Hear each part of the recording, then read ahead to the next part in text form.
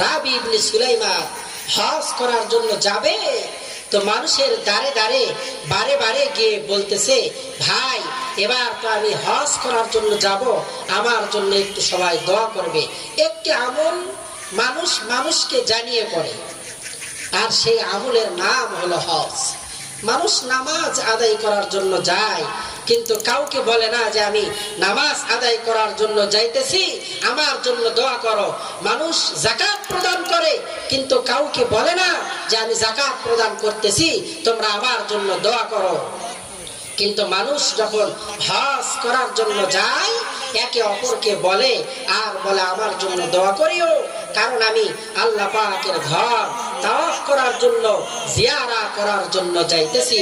ঠিক তেমনি ভাবে রাবি ইবনে সুলাইমান মানুষের দাঁড়ে দাঁড়িয়ে গিয়ে দোয়া চাইতেছেন আর বলতেছেন, ভাই আমার জন্য একটু দোয়া করো, আমি এবার হজে যাব।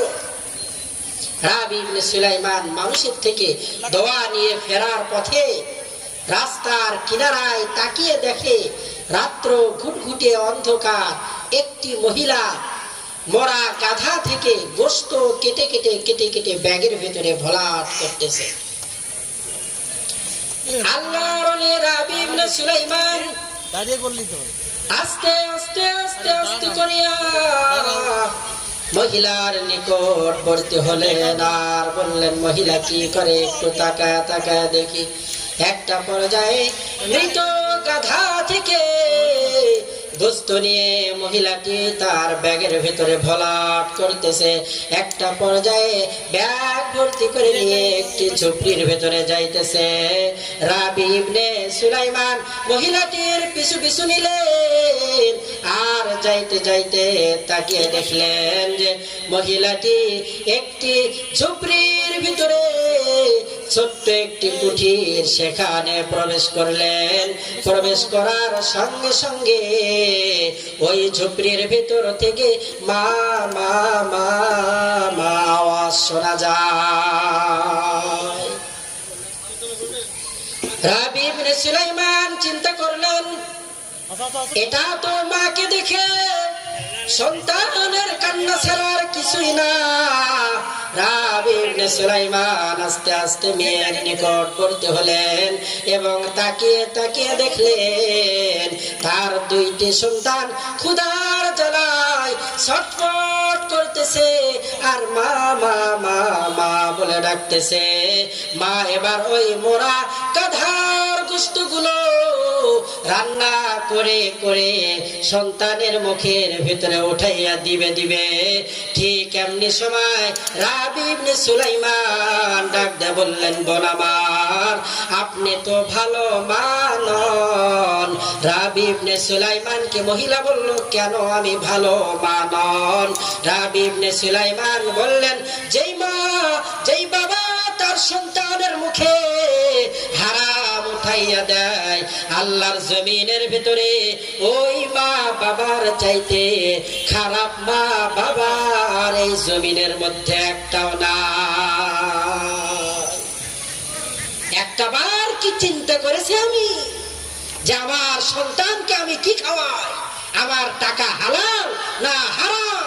একটাবার কি আমি আপনি চিন্তা করেছি? বাজার করে আনি, ঘরের ভেতরেও তো জোয়ার টাকা।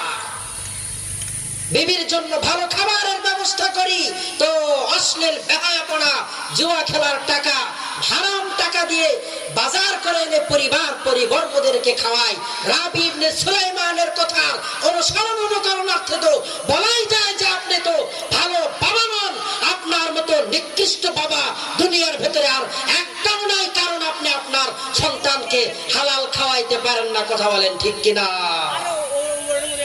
যারা তাদের সন্তানকে, যারা তাদের পরিবারদেরকে হালাল খাওয়াইতে পারে না, তারা তো ভালো অভিভাবক নয়, তারা তো দুনিয়ার ভিতরে সর্বনিকৃষ্ট অভিভাবক। কথা বলেন ঠিক কিনা? এজন্য পরিবার পরিবর্গদের জন্য, সন্তানের জন্য সব সময় হালাল খাবারের ইন্তজাম করার চেষ্টা করতে পারবো তো ইনশাআল্লাহ? রাবি ইবনে সুলাইমান ডাকতে বললেন, মা, আপনি আপনার সন্তানগুলোকে হারাম কেন খাওয়াইতেছেন? মহিলা এবার ডাক দেয়া বলল, আপনার নাম কি জানা নাই? রাবি ইবনে সুলাইমান ডাক দেয়া বলল যে আমার নাম রাবি ইবনে সুলাইমান। ওগো রাবি, আপনার জানা নাই আমার স্বামী ধর্মের যুদ্ধে গিয়ে শাহাদাত বরণ করেছে, কিন্তু আজকে অনেক দিন যাবত আমার ঘরে দানা পানি নাই। এই মরা গাধার গোশত ছাড়া আমার সন্তানদেরকে খাওয়ানোর কোনো কিছু আর আমি পাই না। রাবি ইবনে সুলাইমান ডাকতে বলল, মা আপনি আমার সঙ্গে আমার পিছু পিছু নেন আর আমার বাড়িতে চলে আসেন। ও মা, আমি হজ করার জন্য লক্ষ লক্ষ টাকা রেডি করেছি, 2-3 দিন পরে আমার ফ্লাইট হয়ে যাবে রে মা। এই হজ করার টাকাগুলো আমি আপনাকে দান করিয়া দিলাম। মার মেয়ে এবার খুশি হয়ে গেলেন আর রব্বুল আলামিনের দরবারে দুহাত তুলে ফরিয়াদ করলেন আর বললেন, মালিক আপনার বান্দা রাবি আপনার ঘর জিয়ারত করার জন্য যাবে, কিন্তু টাকাগুলো তো আমাদেরকে সব দান করে দিল।